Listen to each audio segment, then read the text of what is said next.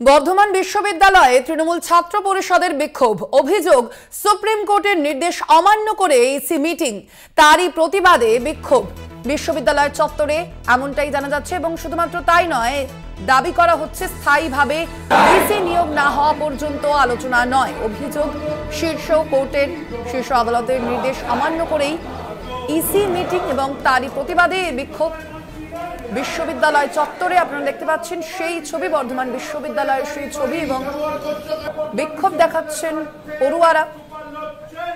স্থায়ীভাবে ভিসি নিয়োগ না হওয়া পর্যন্ত আলোচনা নয়, এমনটাই দাবি তাদের। বর্ধমান বিশ্ববিদ্যালয়ের টিএমসি ছাত্র পরিষদের বিক্ষোভ।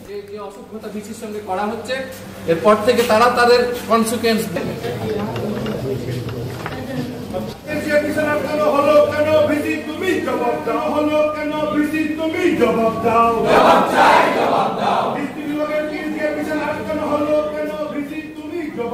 আমরা আরো বিস্তারিত জানবো। ফোন লাইনে রয়েছেন আমাদের প্রতিনিধি চন্দন সেনগুপ্ত। চন্দন, ঠিক কি দাবি করছেন তৃণমূলের ছাত্র পরিষদের সদস্যরা, কি বলছেন তারা?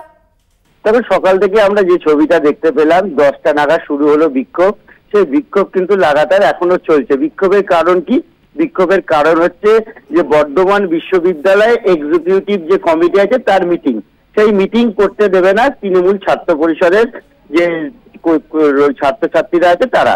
কারণটা হচ্ছে, তারা বলছেন যে রাজ্যপাল যে ভিসি গুলোকে নিযুক্ত করেছেন অস্থায়ীভাবে, এবং সুপ্রিম কোর্ট আদেশ দিয়েছে অস্থায়ীভাবে যে ভিসি নিযুক্ত আছে যে সমস্ত বিশ্ববিদ্যালয়, সেখানে কোনো এক্সিকিউটিভ কমিটি অর্থাৎ ইসি মিটিং করা যাবে না।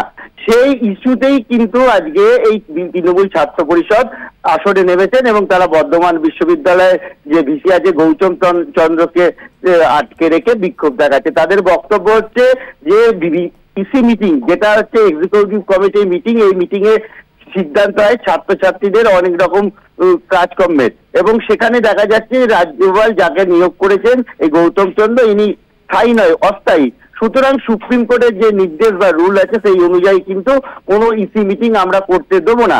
এই কদিন আগেই যেটা খবর পাওয়া গেল যে রেজিস্ট্রার যিনি আছেন বর্ধমান বিশ্ববিদ্যালয়, সেই রেজিস্ট্রার কিন্তু একটি নোটিশ অর্থাৎ বিজ্ঞপ্তি জারি করে যে 11ই জুলাই ইসি মিটিং আছে। সেই মিটিংই ছিল আজ, কিন্তু আজকে সকাল থেকেই তারা বাধাপ্রাপ্ত হয় বিশ্ববিদ্যালয়ের ভিসি, এবং তাকে ঘিরে বিক্ষোভ দেখাচ্ছে। ধন্যবাদ তোমায় চন্দন। আমরা কথা বলছিলাম, ফোন লাইনে ছিলেন প্রতিনিধি চন্দন সেনগুপ্ত।